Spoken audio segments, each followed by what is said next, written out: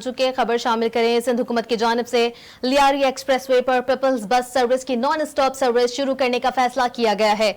वज़ीर इत्तलात ट्रांसपोर्ट और मास ट्रांजिट सिंध शर्जील इनाम मेमन की जेर सदारत अहम इजलास हुआ। नेशनल हाईवे अथॉरिटी और मोटरवे पुलिस की जानिब से लियारी एक्सप्रेसवे पर ट्रैफिक की रवानी के हवाले से ब्रीफिंग की गई है।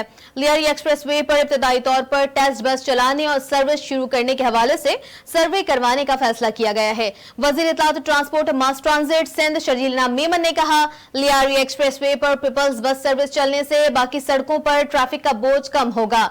सिंध हुकूमत अवाम को बेहतरीन सफरी सहूलियात की फराहमी के लिए कोशां है। शर्जील इनाम मेमन ने मजीद कहा कि 11 जून तक टेस्ट बस सर्विस और सर्वे मुकम्मल करके रिपोर्ट पेश की जाएगी। हिदायत कर दी गई है।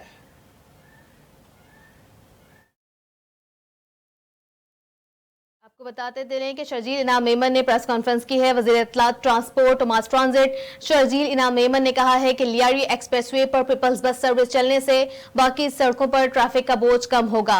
सिंध हुकूमत अवाम को बेहतरीन सफरी सहूलियात मुहैया कर रही है। उन्होंने मजीद बात करते हुए कहा कि लियारी एक्सप्रेसवे पर इब्तदाई तौर पर टेस्ट बस सर्विस चलाने और सर्विस शुरू करने के हवाले से सर्वे करवाने का फैसला भी कर लिया है। जबकि बताते चले कि नेशनल हाईवे अथॉरिटी और मोटरवे पुलिस की जानिब से लियारी एक्सप्रेसवे पर ट्रैफिक की रवानी के हवाले से ब्रीफिंग दी गई है। आपको एक बार फिर बताएं कि वज़ीर इत्तलात और मास ट्रांसपोर्ट शर्जील इनाम मेमन ने सिंध हुकूमत की जानिब से लियारी एक्सप्रेसवे पर पीपल्स बस सर्विस की नॉन स्टॉप सर्विस शुरू करने का फैसला किया है। वज़ीर इत्तलात और ट्रांसपोर्ट शर्जील इनाम मेमन की जेर सदारत अहम इजलास हुआ है, जबकि नेशनल हाईवे अथॉरिटी और मोटरवे पुलिस की जानिब से लियारी एक्सप्रेसवे पर ट्रैफिक की रवानी के हवाले से ब्रीफिंग दी गई है।